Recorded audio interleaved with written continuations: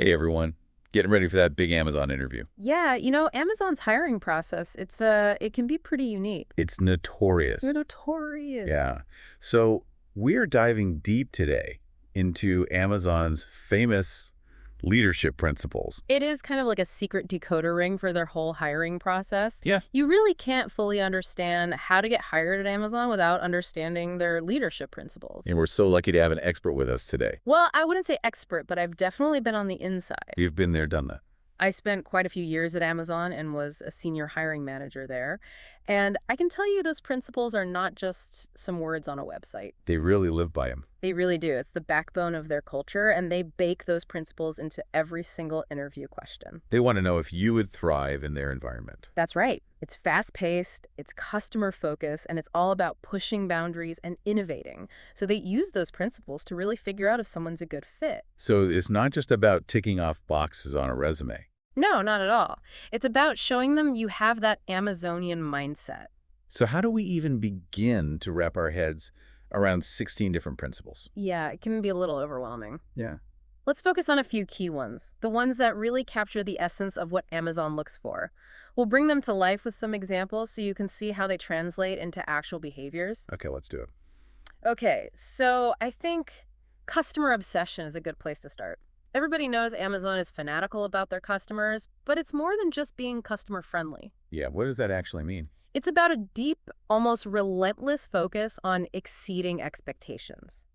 Think about it. How can you anticipate the customer's needs before they even know what they are? Right, like exceeding expectations even before they know what to expect. Exactly. That's the level of obsession Amazon's going for. And even for technical roles, they really want to see how you're prioritizing the customer.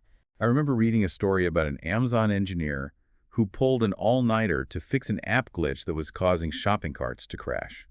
He knew it was frustrating customers, so he just took it upon himself to fix it. And that's a perfect example right there. It's about being proactive and going above and beyond to solve problems that impact the customer. But it's not just about reacting to problems, it's about preventing them as well. So that engineer probably also put better error logging into the system to catch similar issues in the future. Reducing complaints by who knows how much. That's the customer obsession in action. It's thinking ahead, thinking about how you can prevent these issues from happening again, and just making that customer experience as smooth as possible. So how would someone in a non-technical role, like marketing, for example, show that same level of customer obsession? Let's say a marketing campaign isn't performing the way you hoped it would. You don't just shrug it off and move on. Right, you got to do something. Yeah. You dive into that data, you analyze the feedback, and try to understand why it missed the mark. You don't consider it a failure. You consider it a learning opportunity. It's about iterating and improving. So you tweak the messaging, you relaunch it, and then you see a big spike in engagement. Exactly. Because you were listening to your customer and you were able to pivot based on their needs and their feedback. Awesome. Okay, so customer obsession, that's number one. Yeah. Now, what about ownership? What does that even mean at Amazon? Oh, ownership. This one is huge at Amazon. Do they expect you to work 24/7? Not necessarily. It's not about burning yourself out. It's more about taking initiative and responsibility regardless of your role. So, like, if you see a problem, you fix it, even if it's not technically your job. Exactly. It's about acting like it's your company, even if you're just one small part of a big machine. I read a story about an Amazon project manager who noticed a potential delay in a product launch timeline. And they didn't just, flag it and wait for instructions. They actually took charge. That's what they want. They want people who are proactive and take ownership. They probably coordinated across different teams, made sure everyone was on the same page, and ultimately ensured a smooth product launch. So even if you're entry level, can you still demonstrate ownership? Absolutely. Imagine you're an intern and you spot a process that's just really inefficient. It's wasting everyone's time. Instead of just accepting it, you document the issue, you propose a solution, and you take it to your manager. So being proactive is key. Exactly. It's about showing that you're not just a task doer, you're a problem solver. Okay, invent and simplify. That sounds a little intimidating. I get it. It sounds like it's just for engineers and developers. Yeah, like I'm not a tech whiz. It's not about coding. It's about thinking outside the box and coming up with creative solutions no matter what your role is. Okay. It's really about finding ways to make things better, more efficient, and user-friendly. So like in HR, for instance. Yeah. How could someone in HR demonstrate, invent, and simplify? Because they're not building robots or writing code. Well, let's say they see that new hires are drowning in paperwork during onboarding. It's confusing, it takes forever, and it really slows down their productivity. So that's a problem that needs to be solved. Exactly. And that's where the invent and simplify principle comes in. How would they do that? Maybe they could create an interactive chatbot that guides new hires through the process. Oh, that's a great idea. Right, so the chatbot answers their questions, it automates some of those tedious tasks, and it makes the whole experience much smoother and more efficient. That's simplifying the process. Exactly. You've identified a pain point, and you've come up with a solution that's both innovative and streamlines things. So it's all about that drive to improve. Okay, so we've got customer obsession, ownership, invent, and simplify. Starting to get a clearer picture now. And the key takeaway here is that Amazon wants to hear about how you've embodied these principles in your own experiences. So tell me about the STAR method I hear that's really important for Amazon interviews. Yes, the STAR method. This is how you structure your interview answers so they really resonate with the Amazon interviewers. Okay, give us the inside scoop. All right, so the STAR method stands for situation, task, action, and result. Situation, task, action, result. Yeah. Got it. It sounds like the STAR method is all about telling a story, but in a way that highlights the qualities Amazon is looking for. Exactly. It's not just about what happened. It's about showcasing your thought process, your actions, and ultimately the impact you made. So break it down for me. How does the STAR method actually work? All right, so first you set the situation. Briefly describe the context, what was happening, what was the challenge you were facing. Just paint a quick picture for the interviewer. Got it. Setting the scene. Then comes the task, right? Yes. Yeah. What was your specific responsibility in that situation? What needed to be done? Be clear about those goals and expectations. Okay, so far so good. Then the action. This is where you get to really shine. Absolutely. Yeah. This is where you detail what you did. What specific steps did you take? What skills did you use? Don't be vague here. Be specific and highlight your contributions. And finally, the result, the grand finale. Exactly. And this is where you show the impact of your actions. What was the outcome? Did you save the company money? Did you improve customer satisfaction? Did you launch a successful product? So results, results, results. Yes. And quantify those results whenever possible. Numbers speak volumes, especially at Amazon. They love data. They love data. So the STAR method is like a storytelling framework for Amazon interviews. And you weave in the leadership principles to show how you think and act like an Amazonian. That's it. It's not just about what you did. It's about why you did it and how it connects back to those core principles. This is making a lot more sense now. But can we do a practice run? Maybe role play a typical Amazon interview question. Sure. Let's put you in the hot seat. Yeah. You're the interviewee and I'll be the hiring manager. Let's see how you handle it. Okay. Deep breaths.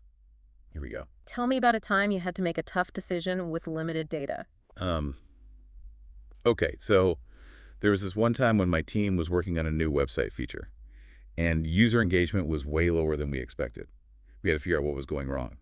But we didn't have all the analytics data yet. Okay, so what did you do? Well, I had a hunch it might be related to the new design. So I suggested we run a quick A/B test with a small group of users to see if the design was the culprit. And what happened? The test confirmed my hunch. The new design was confusing for users.